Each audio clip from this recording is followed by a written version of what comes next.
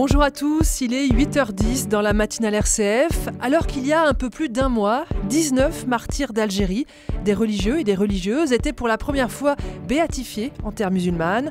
Notre grand invité ce matin est l'évêque d'Oran, celui-là même, qui a organisé la célébration de béatification le 8 décembre dernier.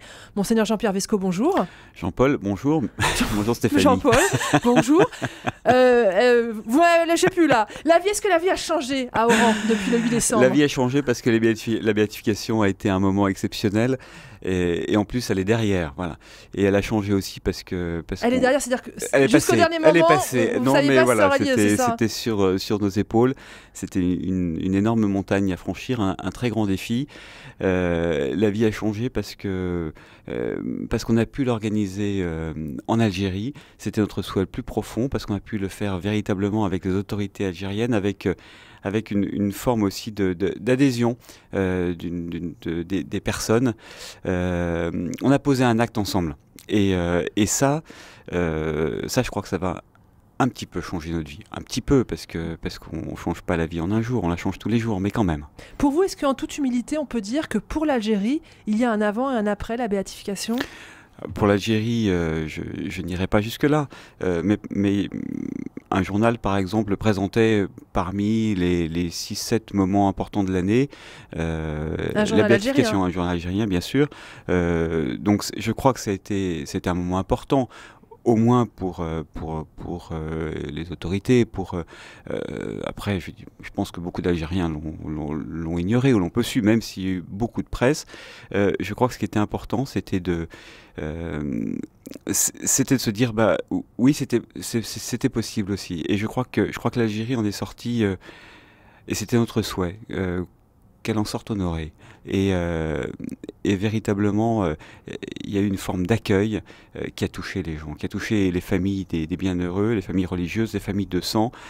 Et puis, il y avait quelque chose de visible dans les images, et que tout d'un coup, les cœurs se sont ouverts. C'est un temps, ça change pas, voilà, ça change pas la face du monde ni la face de l'Algérie, mais ça a existé, et on pourrait y revenir. Nous, en France, on a beaucoup parlé des Algériens qui ont participé à la célébration, des musulmans qui ont participé à la célébration. Pourquoi pour les Algériens, c'était important que cette béatification ait lieu ?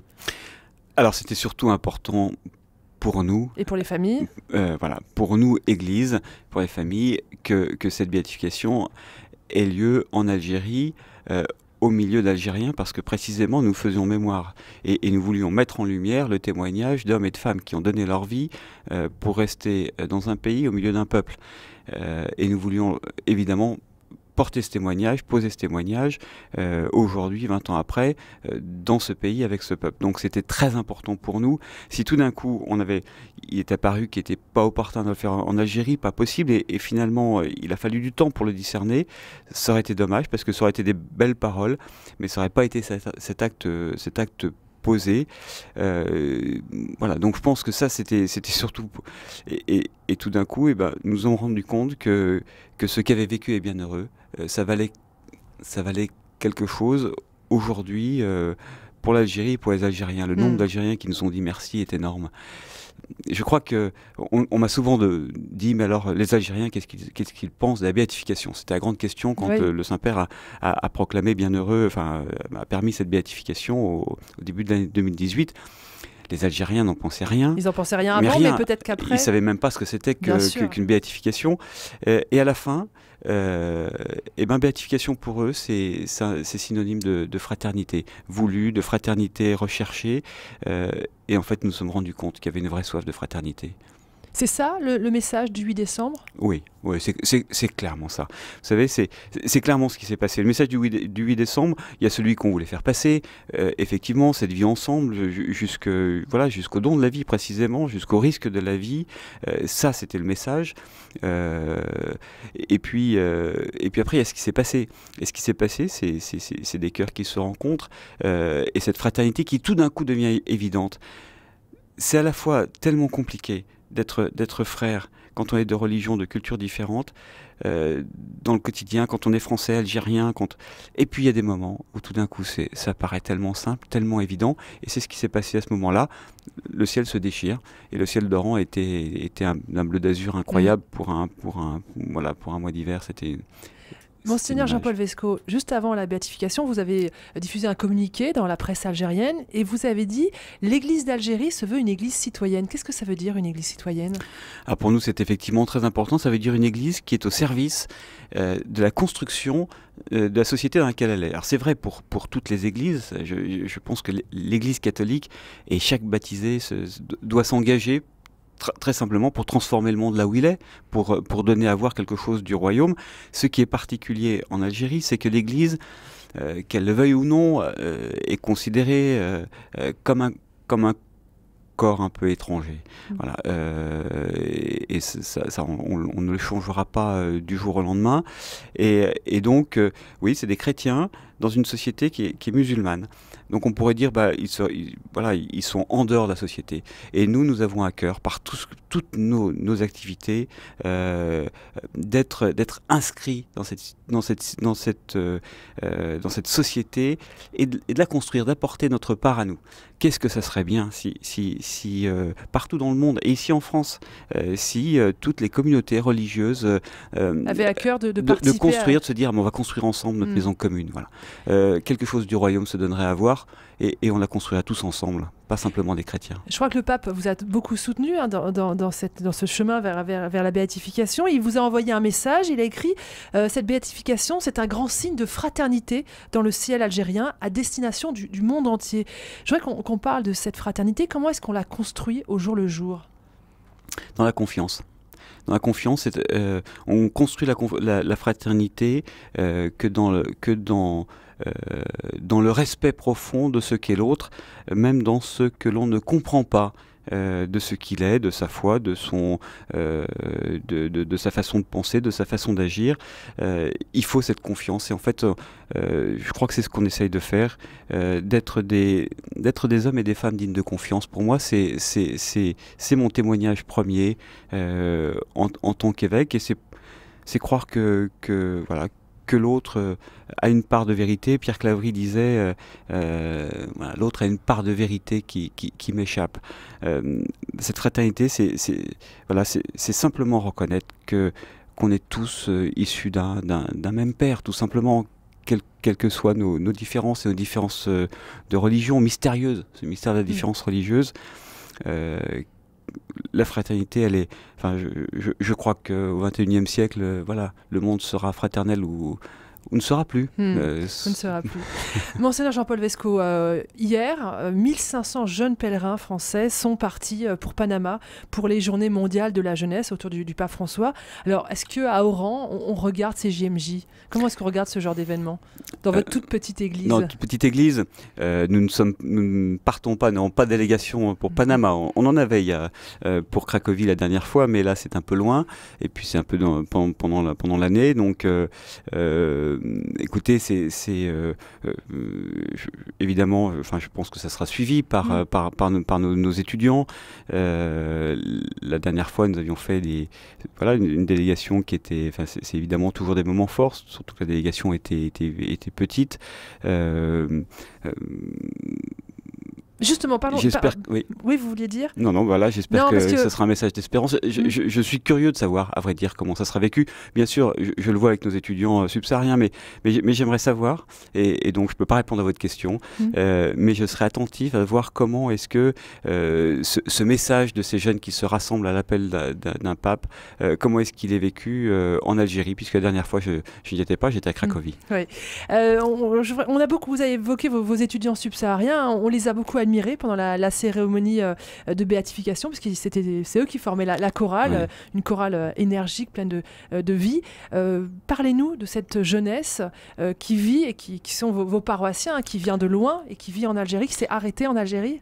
Alors une partie effectivement des membres de l'Église sont des étudiants venus de toute l'Afrique subsaharienne, anglophones, lusophones et francophones, et en fait ils forment l'essentiel des membres l'exemple de nos paroisses. Nos paroisses sont en fait des paroisses universitaires, donc elles sont jeunes et vivantes.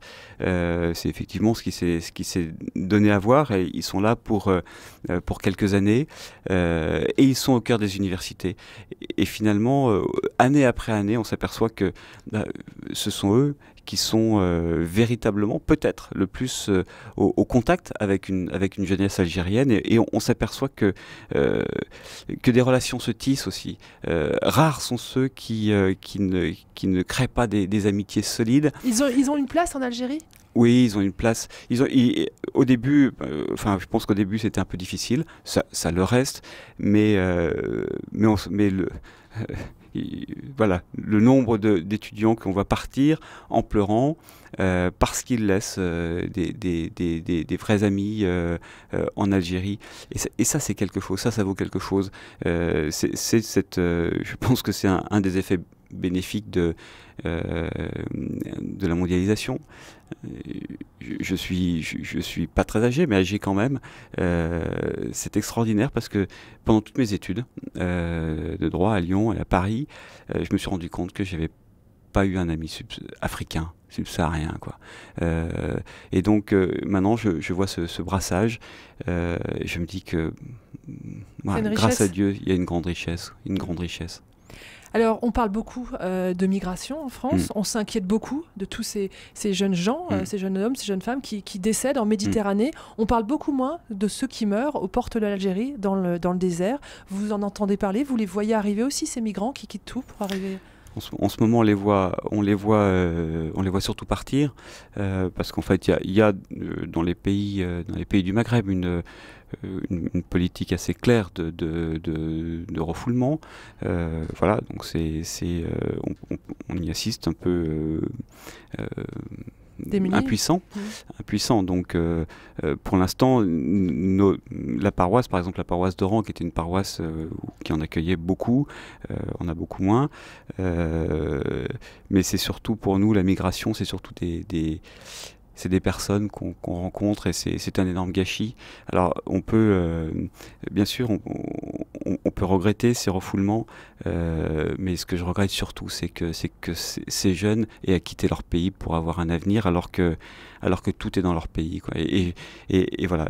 Et souvent la rage me prend de voir ces jeunesses gâchées, parce que même ceux qui arrivent à faire quelque chose en Algérie, même ceux qui arrivent à passer en Europe,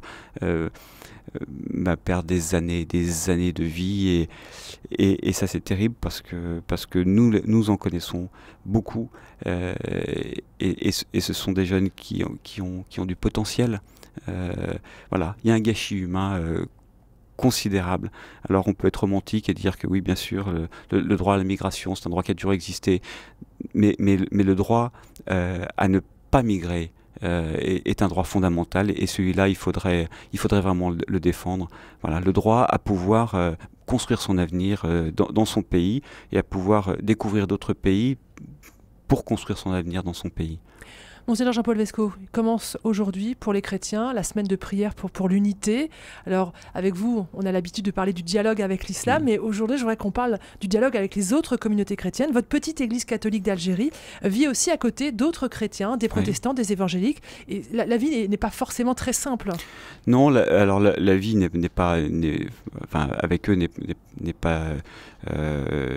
pas compliquée. Nous avons des relations. On peut dire aussi tout simplement que la plus grande partie des chrétiens natifs de ce pays, des chrétiens algériens, appartiennent à des églises évangéliques, et spécialement dans certaines régions du pays, mais aussi à Oran. La difficulté n'est pas... Alors on a, je crois, effectivement une façon différente de porter le témoignage de l'évangile. De se positionner en termes musulmanes, c'est ça ? Et de comprendre l'évangile, et de comprendre la bonne nouvelle. Je crois que voilà, il y a dans l'évangile des lignes qui qui se tisse. Et il y a aller par toutes les nations et faites des disciples baptisés au nom du Père et du Fils, donc ça, et du Saint-Esprit. Ça, c'est une ligne évangélique forte et qui est aussi une ligne catholique, évidemment. Mais vous la comprenez pas forcément la même œuvre de la même façon. Dans un pays, effectivement, tel que l'Algérie, dans un pays musulman, c'est plutôt Matthieu 25, c'est plutôt ce que vous avez fait au plus petit d'entre mes frères, c'est à moi que vous l'avez fait. C'est plutôt qui sont mes frères, qui sont mes sœurs, ceux qui font la volonté de mon Père qui est aux cieux. Et ça, nous pouvons la faire ensemble. Alors, nous avons effectivement une façon différente de nous positionner. Nous avons aussi des temps ensemble. Et jeudi prochain, à la cathédrale d'Oran, nous retrouverons pour un temps de prière œcuménique ensemble. Monseigneur Jean-Paul Vesco, vous êtes en France là juste pour 2 jours, donc merci d'être passé par ce studio. Vous êtes heureux en Algérie ? Je suis très heureux en Algérie. Très heureux en Algérie. Ça tient à quoi ? Écoutez, j'ai jamais pu me l'expliquer, mais souvent les bonheurs les plus profonds n'ont pas depuis que j'y suis arrivé. Et j'ai passé des années à me dire, mais pourquoi est-ce que je suis heureux ? Parce qu'il y a aussi beaucoup de galères et de moments difficiles, évidemment. J'ai jamais véritablement... J'aime ce rapport j'aime ce pays, j'aime ce rapport avec un rapport finalement assez vrai, un rapport chaleureux avec les personnes.